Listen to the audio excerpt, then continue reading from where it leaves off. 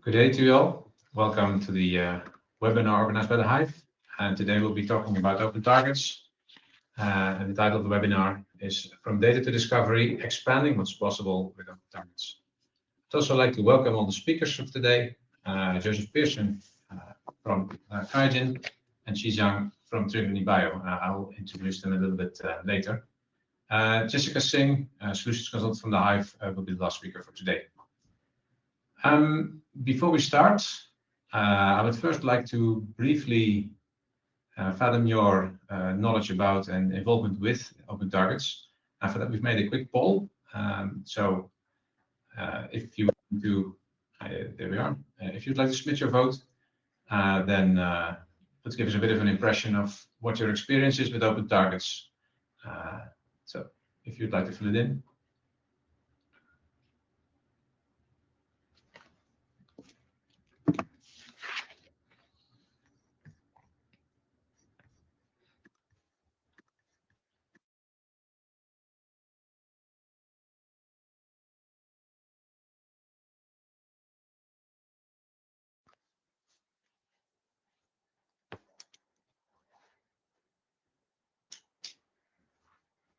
All right. Well, the results keep coming in. Just like to give you a brief introduction. We're from the Hive, and we're a company that enables open science. We do this in particular by implementing open source solutions, verifying data and expert consulting in life sciences.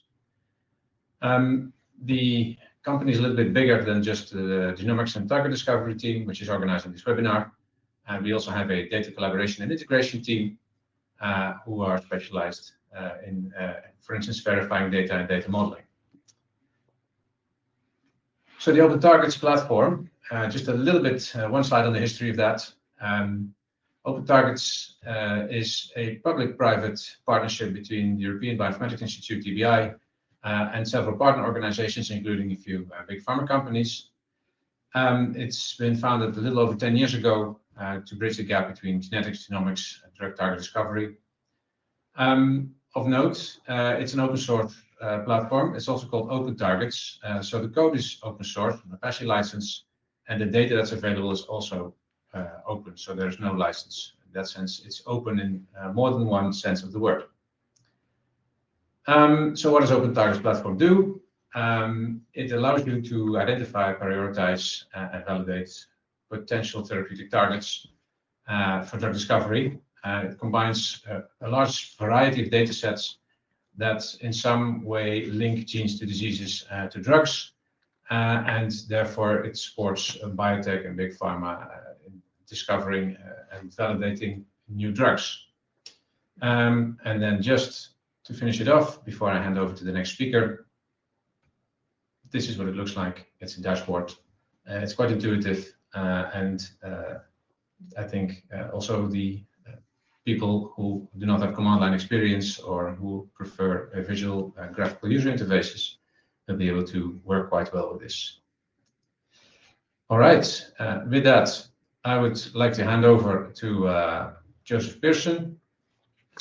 Joseph Pearson is the global project coordinator of Omicsoft.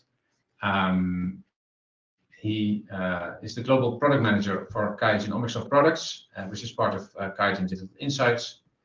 Omicsoft provides data and software to enable scientists to harness the breadth and deeply curated omics data to accelerate biomarker and target discovery research. Before joining QIAGEN, Joseph earned his PhD at the University of California, San Diego, where he used computational and experimental approaches to decipher cis regulatory codes controlling epidermal wound responses. And after that, during his postdoctoral research at the University of North Carolina, Chapel Hill, Dr. Pearson continued his research into the diversity of cis regulatory mechanisms using genomics, transgenics, microscopy, and bioinformatics to isolate and dissect enhancers responsible for early nervous system gene expression. With that, I'd like to hand over. Joseph, welcome. Looking forward to your talk. All right. Thank you very much, Henk-Jan. Thanks for inviting me to speak today.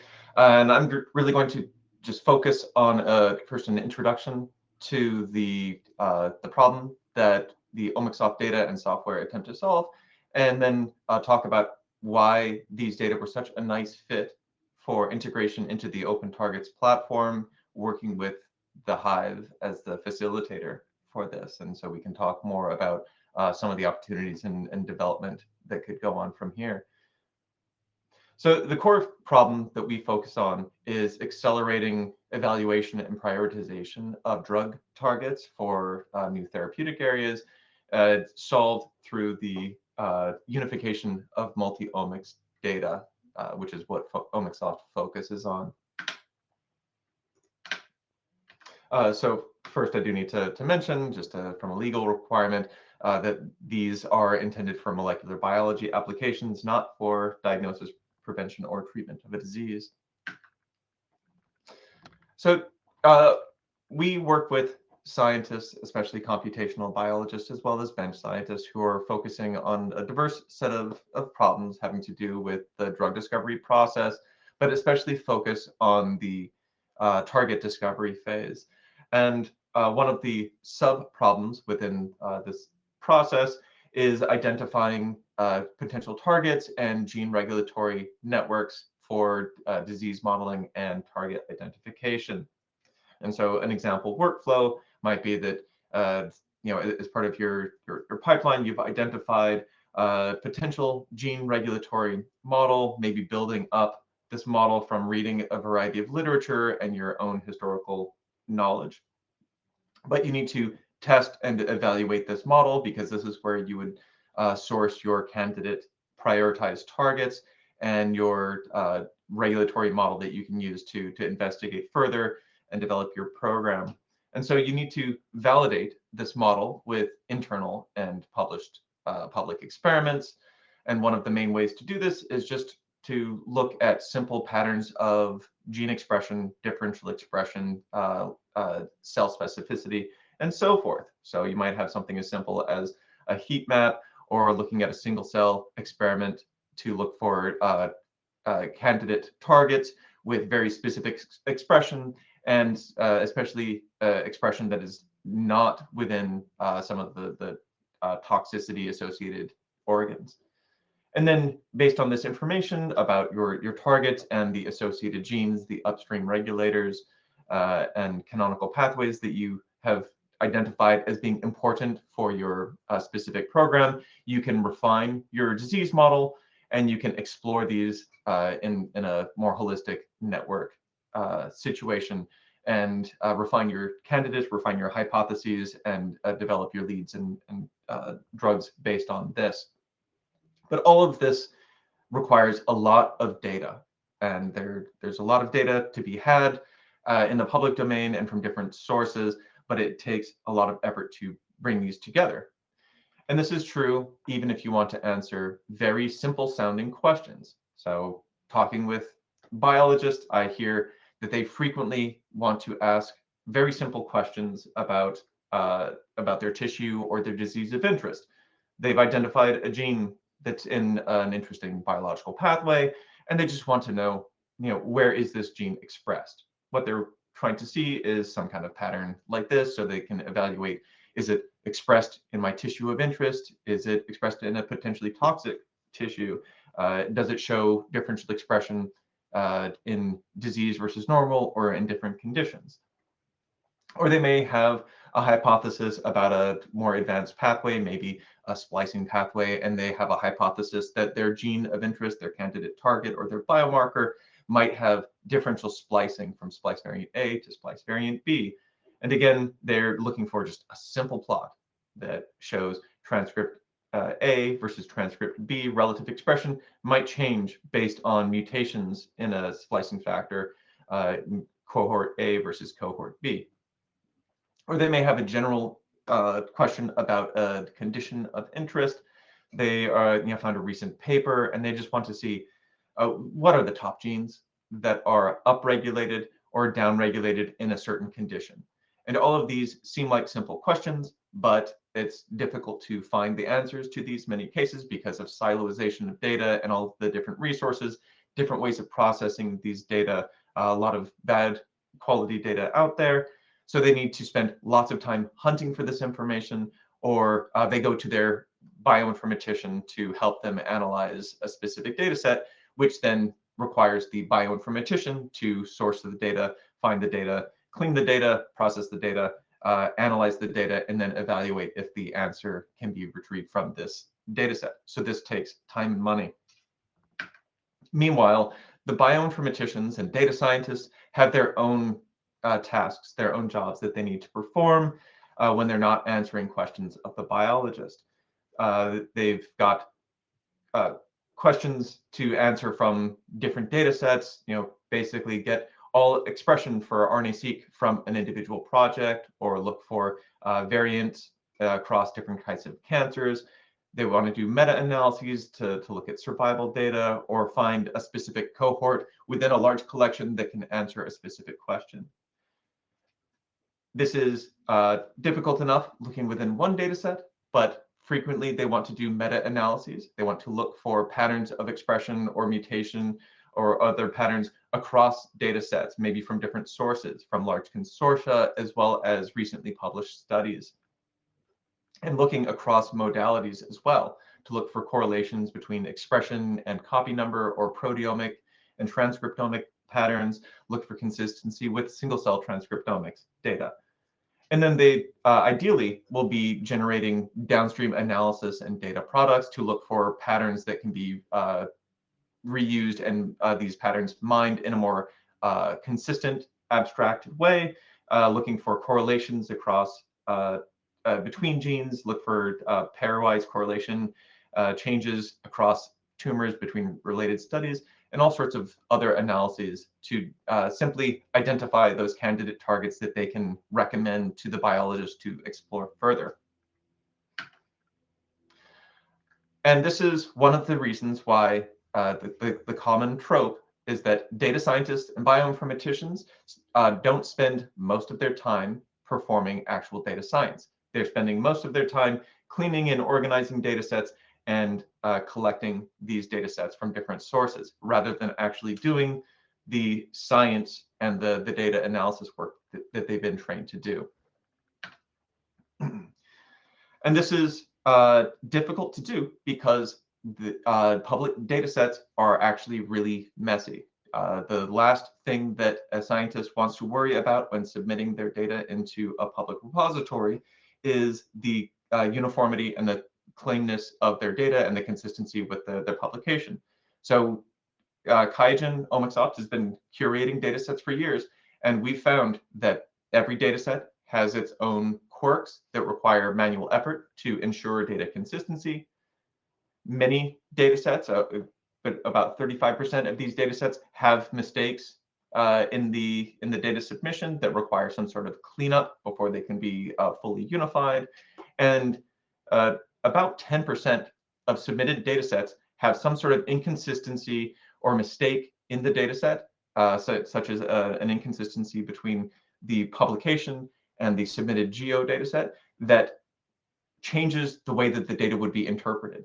So if you analyze the data without checking, you would potentially get a wrong result compared to what the original publication was. And these require author feedback to clarify these mistakes and potentially correct this information. So there's a lot of poor quality data out there that needs a lot of cleaning. Just as an example, data sets might have inconsistencies in the description of the age between the geo data set and the publication, or even the genetic subtype of the disease. And you can see at a glance here that if you try to analyze these data yourselves, you would get a different result depending on if you were using the data labeling as submitted into the gene expression omnibus versus the labels in the publication. And so if you multiply this problem to all of the different data sets that might be relevant to your investigation or your analysis, this takes a lot of data, and it takes a lot of effort, which means a lot of time, money, and resources, just to get to the upstream point where you've got usable data for the actual scientific question that you want to ask of these of the data sets. And so this is what QIAGEN has worked on for years and years through the OmicsOps platform. And just as kind of a use case example of this, people are familiar with the TCGA consortium.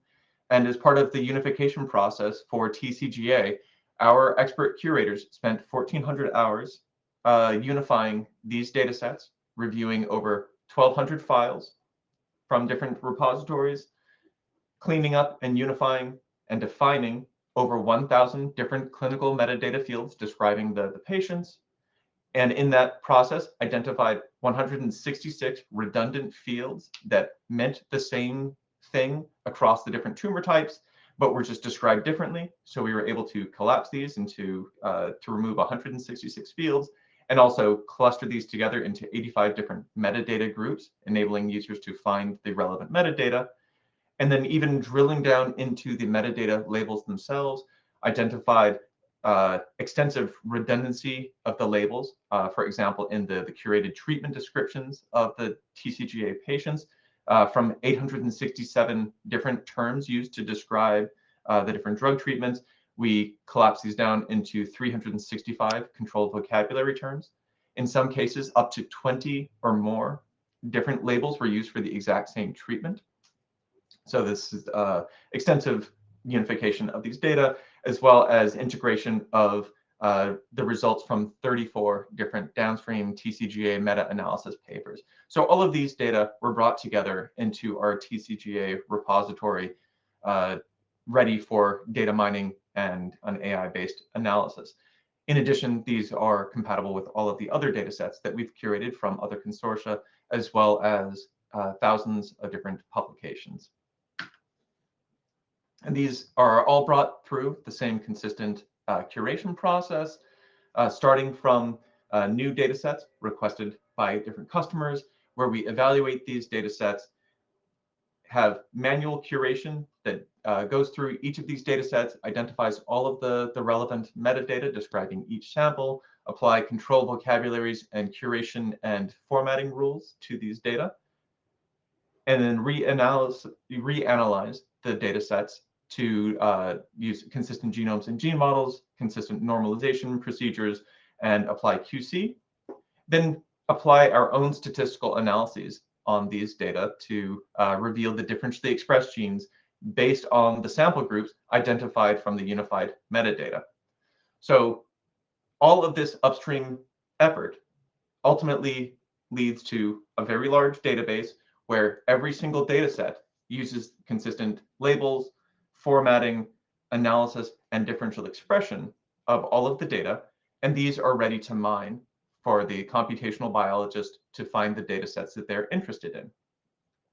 And I'm going to focus today on the data sets coming through this pattern, although comp biologists are frequently interested in mining the data from the sample level and mining the sample level expression, mutation, copy number, single cell, other data sets that are available.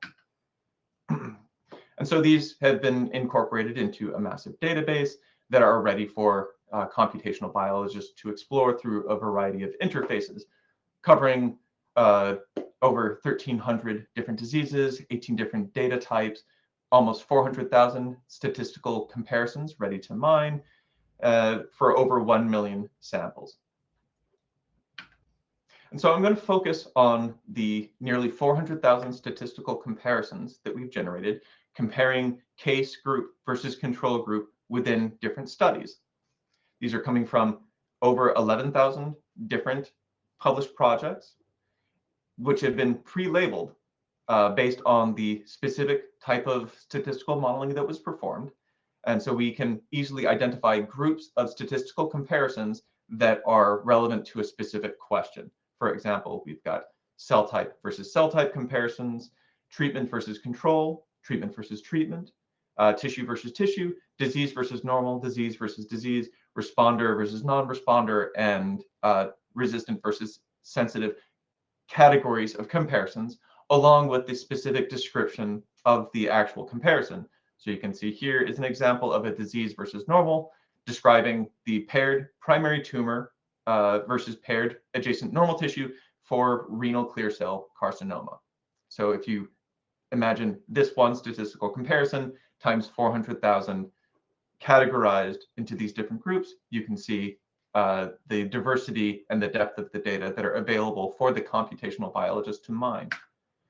And so in addition to answering specific patterns of differential expression by mining these data sets, the computational biologist can search across all of the data sets, the entire collection, and see for their gene of interest, where is your gene upregulated in certain studies or downregulated in certain studies. And this is great for discovering new indications or tissues or conditions where your gene is differentially expressed, and potentially you could dive deeper into that indication to see why this is relevant.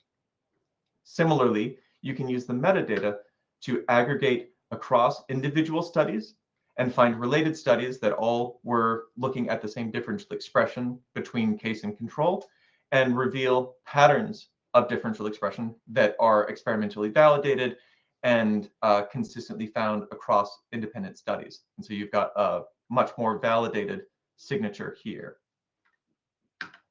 But this also means that because we have this massive collection of differentially expressed genes that are well described and well structured, they are easily integratable into other platforms, such as the Open Targets platform that Henk-Jan was describing. And the scores are able to be normalized and manipulated in a consistent way to reveal relevant patterns. For example, from the experts at the Hive, they can apply normalization scores to reveal the patterns of differential expression from classes of differential expression comparisons to integrate directly into Open Targets so that biologists can directly harness the value of the curated omics data. And this is the cool partnership that we've launched with the Hive. Is they've identified ways to bring in the OmicsOft data and reveal them within the Open Targets platform for all LAN subscribers who are interested. So in this example, you can see that in addition to the core public data sets that are included in the Open Targets platform, with little effort, new data sets from the curated multi-omics data from OmicsOft for oncology were brought into the Open Targets platform, so you can rank targets and indications to identify the key targets of interest here. So in this example, they brought in sources from 4 databases: the consortia TCGA and Target, the ENCODE RNA binding perturbation studies, as well as the multi-omics data for proteomic and RNA-seq and microRNA from the CPTAC repository.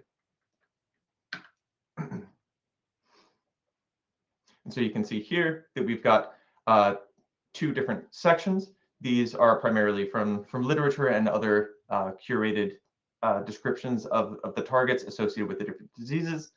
And then these are describing the differential expression coming from the different OmicsOft repositories that were integrated, focusing on treatment versus control and disease versus normal. But this is customizable because of the different labels and because of the expertise of the Hive. So you can integrate different types of data sets and apply different scores to reveal the different patterns. And so, for example, you can see that the OmicsOft data complements the public data within Open Targets with expression from CPTAC and TCGA, showing that there's an association with EGFR based on the differential expression in TCGA and clinical proteomic tumor from the CPTAC proteomics data sets. But this also introduces new data. These data are primarily differential expression focused, which is different from the major sources that are in Open Targets. So you can see differential expression support for MAGE-A4 and other MAGE proteins supported by both the TCGA and CPTAC data sets. And one of the nice features of the Open Targets platform is that you've got these details that can be revealed when you click on any of the dots. And again, this utilizes the value of the deeply curated data in OmicsOft, that you can see the scores supporting each of these from the different studies.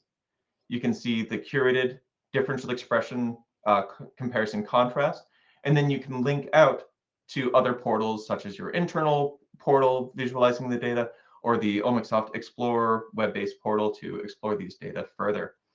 And so there's a lot of customization available with this integration, and I think we'd be really excited to talk to customers who are using open targets to reveal different ways that that these data are valuable to the different biologist user groups in your organization.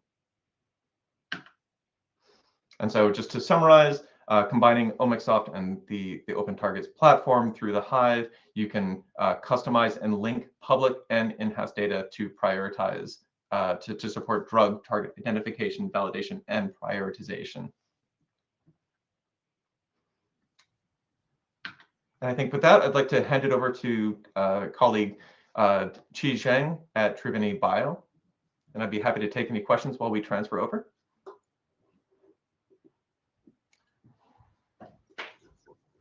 All right. All right. Thanks, Joseph, for the first part of the talk. Great to hear all these nice insights, these nice data sets that Kai just put together. There are indeed some questions. Let me see. So I'm going to do 2 questions now, and then any more questions we can do at the end after all the speakers are completed. So there's one question. How does your team select new data sets to integrate into your platform? We prefer to work with customers based on their customer requests, whether it's a specific geo data set or a new consortium or a therapeutic area that they would find to be interesting. We just take influence from the community and try to maintain a diverse coverage of different modalities, therapeutic areas, diseases, experiment types, so that there's something to answer all kinds of questions. All right, let's see. Which ontologies do you use for your metadata labels? It's another question. We maintain our own set of controlled vocabularies describing diseases, tissues, and cell types, because we started curating data sets before there really was a deep, well-established ontology for these. And so we've built it up over the years, but we continue to refer to the major ontologies so that you can more easily integrate our data sets with your internal repositories and map data sets. All right. Thanks, Joseph, for now. Could be more questions at the end, so don't run off. With that, I would like to introduce Qi Zhang, our next speaker. Dr. Qi Zhang is the Director of Bioinformatics Engineering at Triveni Bio. And Triveni Bio is a clinical stage biotech company that takes genetics-informed approaches and leverages advanced antibody engineering to build first-in-class therapeutics that will redefine treatment paradigms for immune and inflammatory diseases. Dr. Zhang earned his PhD in computational biology from Washington University in St. Louis. And prior to joining Triveni Bio, he worked at ByteDance, DuPont Therapeutics, Eisai, and Pfizer, where he used omics-based data-driven approaches for drug discovery research. So, Qi, thanks very much for joining us today. The floor is yours. Thank you. Thank you, Hank-Jan. So today I'm going to talk about gene prioritization using genetics data. And this work is a collaboration between Triveni, the Hive, and Datapool. So first, why do pharmaceutical companies care about human genetics? So a lot of times, only the drugs in the clinical trial stage fail, and only one of the drugs out of 10 can succeed in clinical stage. And here is a survey about 10 years ago to figure out why does clinical trial fail in phase 2 and phase 3. And we can see on the left-hand side that most clinical trials fail because of efficacy reasons. And that comes up to about 52% of the fail reason. So human genetics validation does help improve that efficacy because on the right-hand side, we can see that in the first plot is showing the number of genetically validated targets at different clinical stages. As you can see, as the stages gets from preclinical stage to approved, there is more enrichment of genetically validated targets. And at the bottom is showing that what's the ratio of genetic validated targets improve the odds of clinical trial success. And we can see that genetic validation from different data sources range from 2 times to 8 times more success rate at clinical stage for clinical validated targets. So at Germanic Bio, genetic validation is a core pillar of our strategy.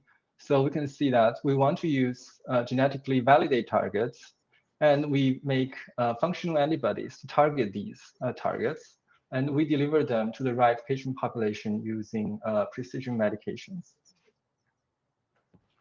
So actually interpreting genetic data is quite challenging. A lot of the GWAS hits are in the non-coding region.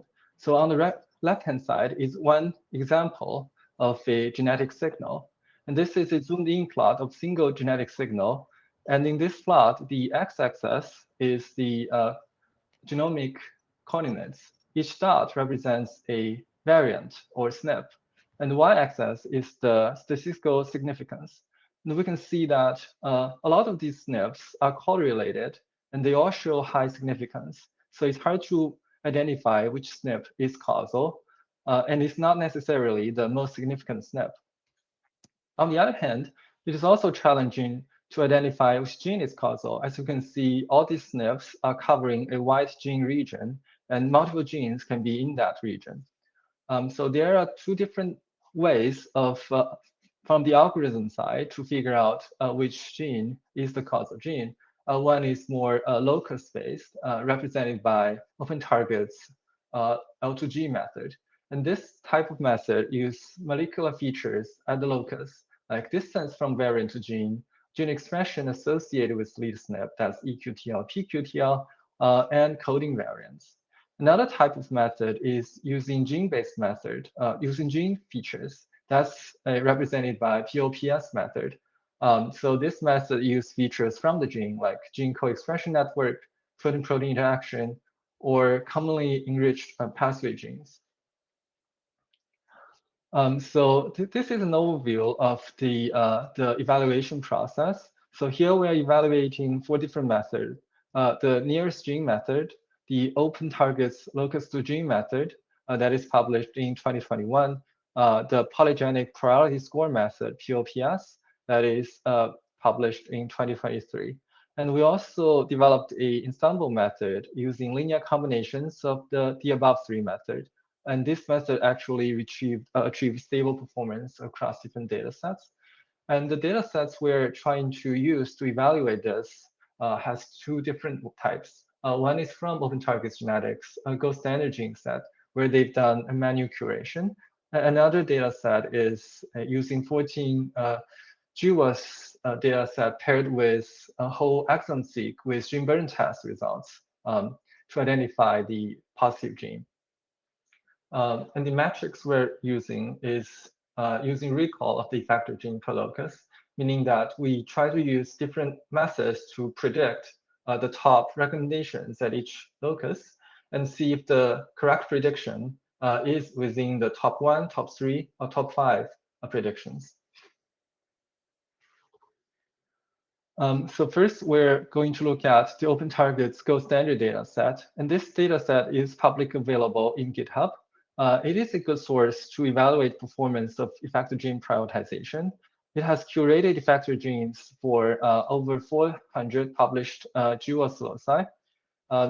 It can have 4 different evidence types: expert curated, functional experimental, functional observational, or drug type of evidence. And it's important to mention that L2G method is actually trained on this data set during the method development. And on the right-hand side, we're seeing the recall rate and performance of different methods. So on the y-axis is the recall rate. For example, in the first one is the nearest gene method.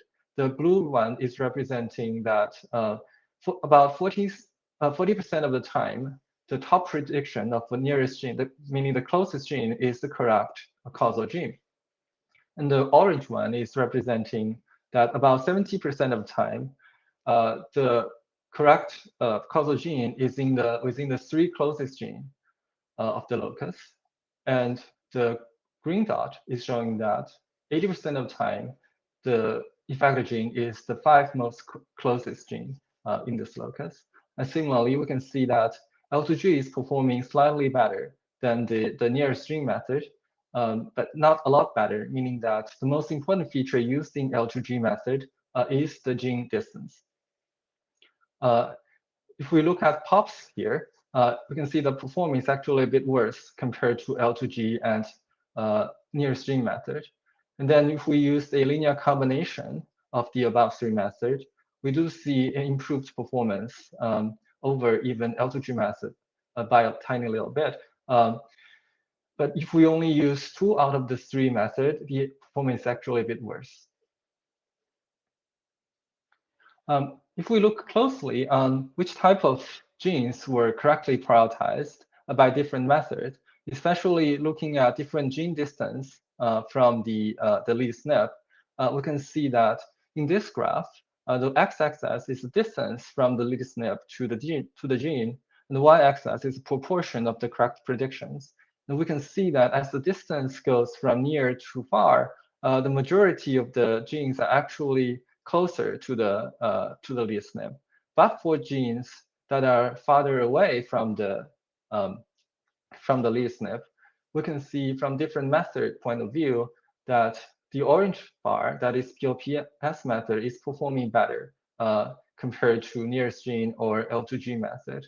But for genes that are closer to the lead SNP, nearest gene for the green and blue bars are actually better compared to the POPS method. Here are a few case studies illustrating that where POPs method performs better than L2G method in these cases where the lead SNP is actually farther away from the causal gene. And these 3 are all oncology traits: BRCA1, TRK2, and PTEN are all famous oncology oncogenes. They all participate in the DNA damage repair pathway. And this column is showing the locus size, meaning how many candidate genes are there on that locus. And we can see that L2G method rank them at the bottom of the list, while POPs method is ranking them pretty high, either 1 or 2 for the recommendations, meaning that POPs is performing better in these single case scenarios. Here is another example using metabolic traits. Here, MTT, SORT1, and RIN are all famous genes in the metabolic area. For example, renin is participating in the hypertension pathway, and multiple drugs are targeting ACE are available on the market. On the other hand, sortlin and MTTP are all participating in the lipid processing and transport pathway. So these are all well-known genes in these traits. And again, we can see that comparing to the number of candidate genes in that locus, L2G method is ranking them pretty poorly. Similarly is the nearest gene rank, but POPs are ranking them pretty well compared to the other 2 methods.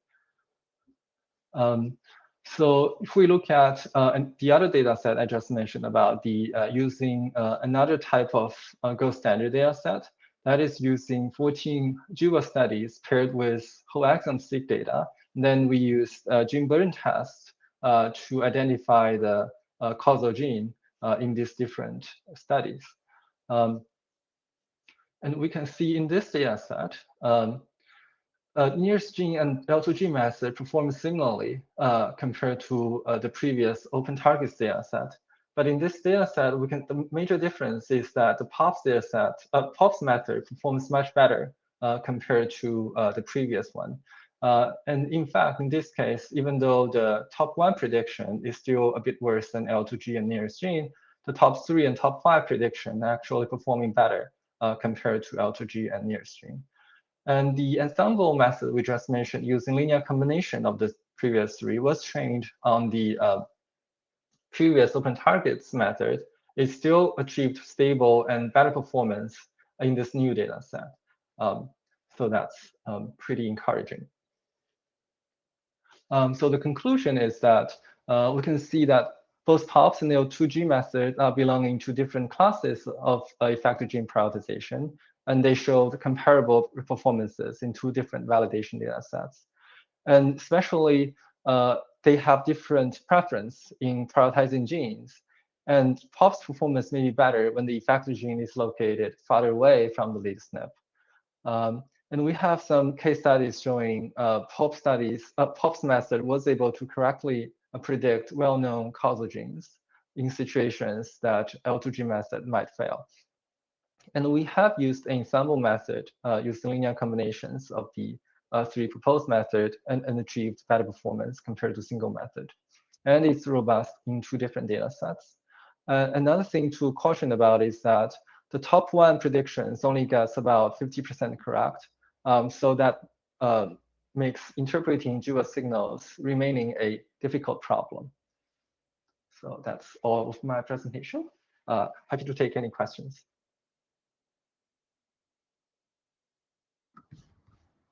All right, Chi, thank you very much for your talk. Interesting to see these different processing methods and how they lead to different outcomes. Let me see. So also, as with Joseph, I'll take 2 questions now, and then we can have more questions at the end. Take a look.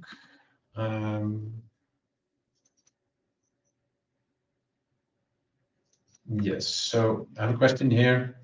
Can causal gene prioritization problems be addressed using AI tools? Yes, so we're definitely looking into the very hot topics of using AI to address this problem. One way of using a simple case of using AI is to use AI to make it more efficient to streamline the process and make it more scalable. Another way of using AI is to use AI to synthesize different literatures and provide additional orthogonal evidence to prioritize genes. Of course, we can always try to use AI to directly solve this problem and ask LLM to directly to prioritize genes for us. At this stage, the prioritization results can be unstable, but we are looking forward to see improvement in AI in the future. We can be more scalable and smarter. All right, thank you. Let's have another one. What is the main advantage of using POPS over other tools? Yes, I think in practice, especially when you have a novel GWAS data that is not available in open targets, it might be challenging to run L2G or any other methods, but POPs is easier to run on yourself. So in practice, when you are using these different gene prioritizing tools to understand and interpret GWAS data, it's more applicable to use POPs. And also, you can synthesize other types of evidence like QTLs and nearest gene on your own and give different weightings to different criteria and prioritize genes yourself. So it's more of a practical versus performance. All right, thank you. So thanks, Chi, for your talk. With that, I'd like to go to our last speaker, that's Jessica Singh. And Jessica is a solutions consultant at the Hive in the Genomics and Target Discovery team. Jessica studied at the Veller Institute of Technology and at the University of Amsterdam, where she specialized in bioinformatics and systems biology. She subsequently joined the Hive as a data engineer and subsequently became a solutions consultant for the CBio portal and open targets projects, helping pharmaceutical partners implement open source solutions for translational research. Jessica, welcome. Thanks for speaking. The floor is yours. Thank you. Hi, everyone. I'm Jessica.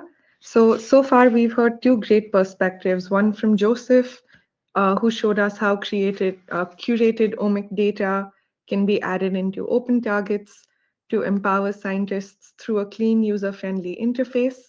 And we also heard from Chi, who showed us how the platform's backend can be tailored to extract deep biological insights. Now, I'd like to build on these 2 talks and share what's new with the Open Targets platform and the community and what's coming next to give you a clear picture of where the platform is headed and how the Hive contributes. So the first big highlight of this year was that Open Targets Genetics and Open Targets platform has merged into one tool. So it's now just the Open Targets platform. And this has been out since the 2503 release. This is a major step because now the genetic variation and functional data is all available in one place. And it is powered by a new backend called GentroPy, which makes data ingestion and scaling much more fast and efficient. Apart from that, in the latest release that came out in September, the 2509 update, there is so there is a lot more data. So the enhancer gene interactions are available from the ENCODE RE2G model, and that's about 13 million predicted regulatory links across 350 cells. And this helps explaining how non-coding variants may influence gene expression. There's also the molecular QTL credible sets, which show quantitative trait loci affecting a gene's expression or their protein levels, making genetic evidence even more interpretable. There's also a refreshed structural view where there's also time-stamped evidence, which increases traceability of data within the platform. And there is also a Kubernetes-based deployment. And this, again, helps with improving scalability and reproducibility. And together with all of these updates, it just makes it easier to connect genetic signals to biological mechanisms. And if you are interested in more details around the updates from the Open Targets platform, I would really recommend subscribing to their quarterly LinkedIn newsletter because that's where they share a lot of information. So just to give you an idea of what this looks like. So in this screenshot, you can see the molecular QTL credible data sets have been added. And over here, each entry shows you the credible set, the tissue that's been affected, and what the effect size looks like for a target. So in this case, we're looking at NOD2. Another example is the enhancer gene data, and this is shown in the intervals widget. And again, over here, you can see how each row lists out a regulatory region and the distance from the gene, the tissue, and then a confidence score. And again, all of these layers help researchers see how a variant in a non-coding region might end up altering a gene activity or impact a disease's risk, something which was much harder to visualize before. They've also increased the data that's available on the public website. So the data coverage has increased. There's 30,000 new GWAS data sets, making the total amount to almost 800,000. There's also new data from the Expression Atlas, updated genetic constraint scores from NOMAD, also new cell line survival screens from DepMap and 67 high quality chemical probes. And all of this, again, runs on Kubernetes, which makes it more scalable and reproducible. So this is everything that's happened within the community. I would now like to present how the Hive pitches in. So the community has built a lot of core infrastructure and has curated a lot of open data sets. And where the Hive comes in is we help organizations extend the platform to their specific research needs. And we help by loading custom data. So we've loaded CBio portal data, drug bank data, and we can also include other proprietary data sources. This includes Omicsoft, for example, as Joseph had shown earlier. We've also tried to extend the tool with LLM-based literature summaries. We've added collaborative note tracking. There's a knowledge graph section as well, where you can visualize more details within open targets in an easier way. And we are trying to also implement Kubernetes, but this is for the Gentropy pipeline that we mentioned has been added in the backend, and this is work in progress. So looking at how the Hive can help expand the data horizons. Yeah, so I'll show you 3 examples of how proprietary data looks, how we can support other sources like DrugBank, especially if your organization has a license to DrugBank, it can cover more. It enhances the drug target relationship coverage beyond what OpenTargets offers, which is Campbell. And then we've also added a new cell type page, and this brings further context to what's available in OpenTargets. So this is the first example. So this is what the OTPC bioportal data integration looks like. This is quite similar to what you'd seen with the Omics data linkage as well. So over here, by linking mutation data, structural variant, and copy number alterations from cBioportal, OpenTargets gains a much more complete picture of somatic evidence in oncology studies, for example. So like Henk-Jan had mentioned, you can see all the different data sources along the horizontal axis, and cBioportal is also contributing towards the evidence score. And we can also have additional tables below where you can link out to data within cBioportal or any other platform that you would like to link with. For organizations that do have a drug bank license, we were able to incorporate that data directly into OpenTargets. And this adds depth to the drug evidence layer and helps connect therapeutic targets to known or experimental compounds. This is an example of the cell type page. So the addition of the cell type page brings in much more dimensionality into the platform, and it allows the users to view cell-specific information that is, again, often very critical in drug development. And this feature shows how OpenTarget is really moving towards greater biological resolution. So over here, we can see data from the HPA expression. We've got the gene symbols here. You have the counts along the axis of these plots. And then you can also look at various ontologies as well. And like I said, we're trying to increase the resolution. So we're trying to go from more general terms to more specific terms. So these are just some of the data examples. Something else we have tried to do, again, as a company that really believes in verifying data, we have incorporated collaborative note-taking. So this lets users leave contextual notes right on the target or the disease page, and you can share these with your colleagues as well. So it's a simple system, but it really makes a big difference as it adds a layer of collaboration and institutional memory on top of your data. So yeah, it makes the underlying data far more valuable because there's additional insights and interpretations left. Next, I'd like to touch upon some of the more AI-driven insights that we're trying to build into the platform. So we're also looking at how AI can enhance OpenTargets. We've got LLM-based summarization of literature, and this can help condense multiple publications into key takeaways for a given target or disease.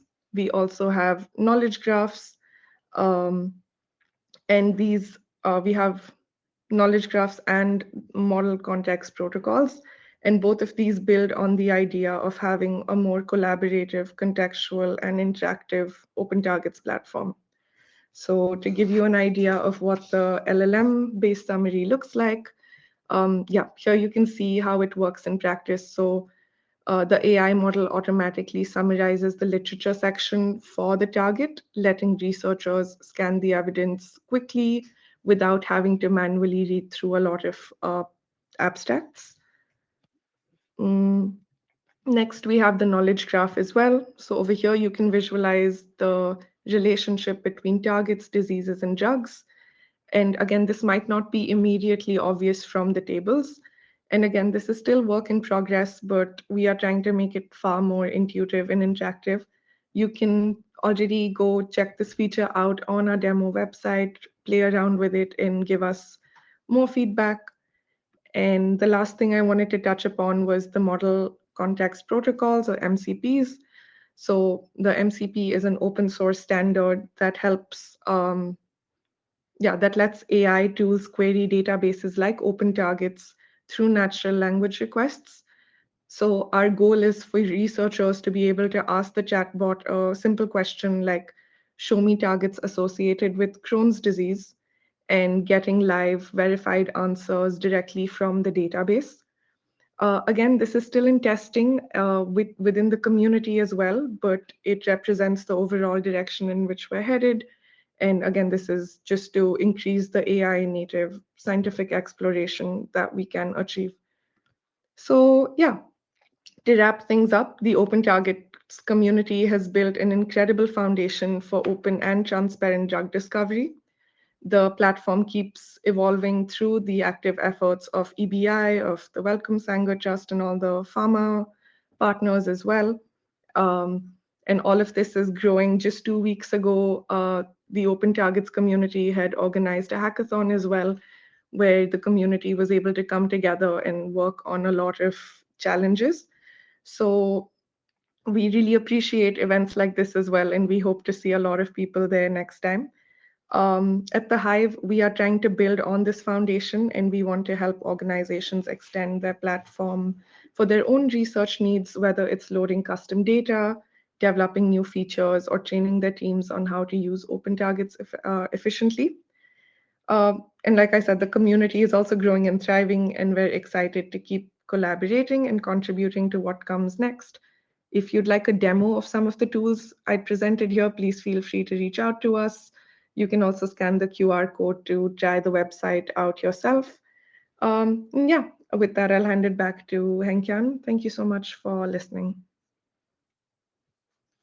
Yes, thank you very much, Jessica, for an outlook on what the platform is heading to.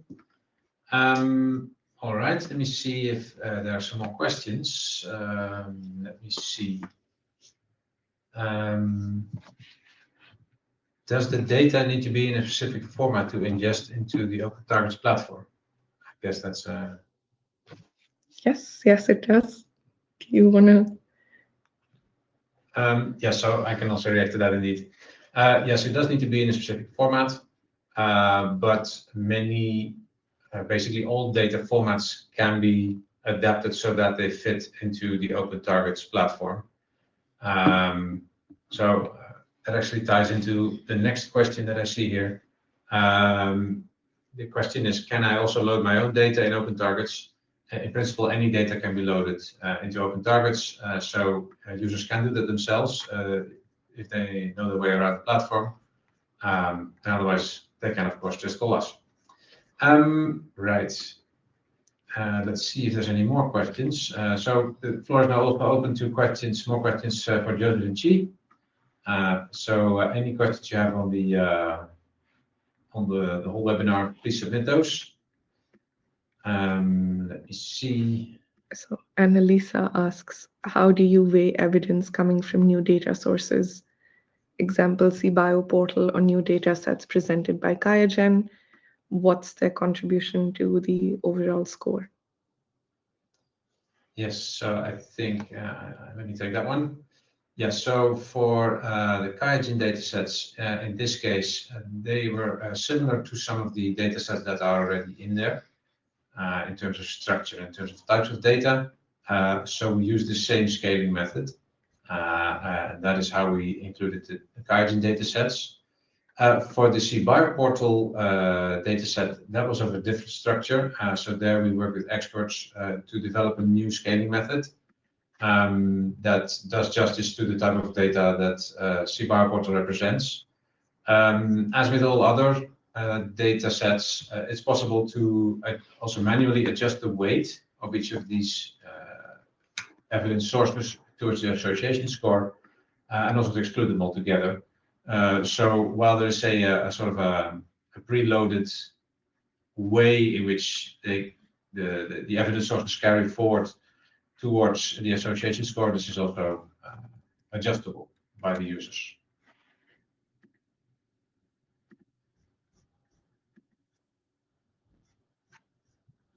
Let's see if there's more questions. Let me see. I have one here. Let's see. Can I add Kaijin to my open targets instance if I have a license? I guess that's for you, Joseph.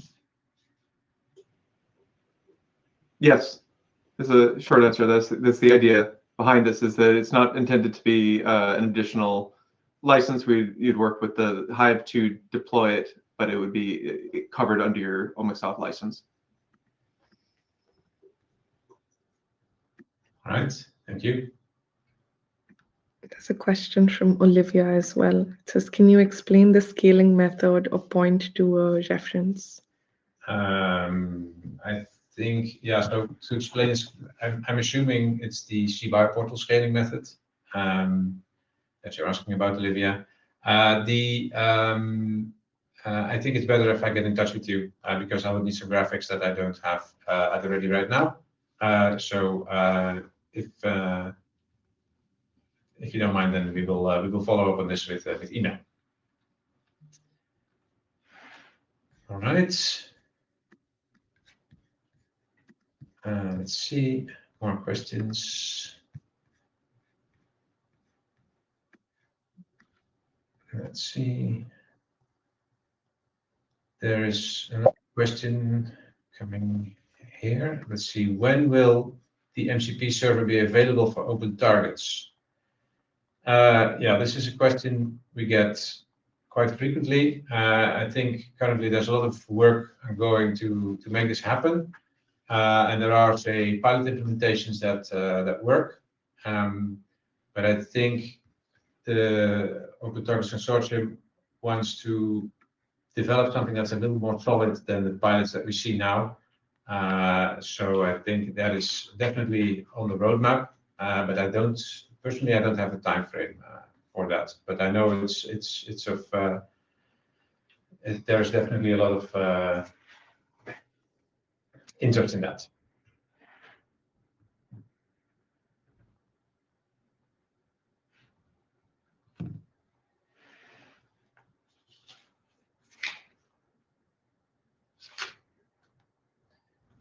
All right.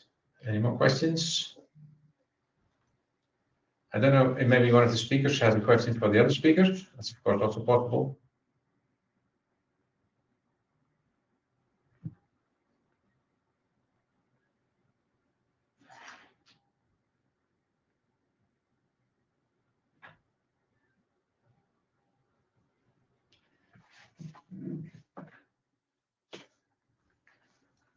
All right.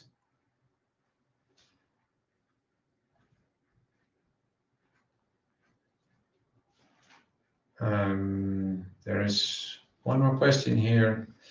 The examples you show in the slides are oncology based. What is the focus of the data sets? So I think the oncology slides are mostly from Kaijin. So Joseph. Mm-hmm.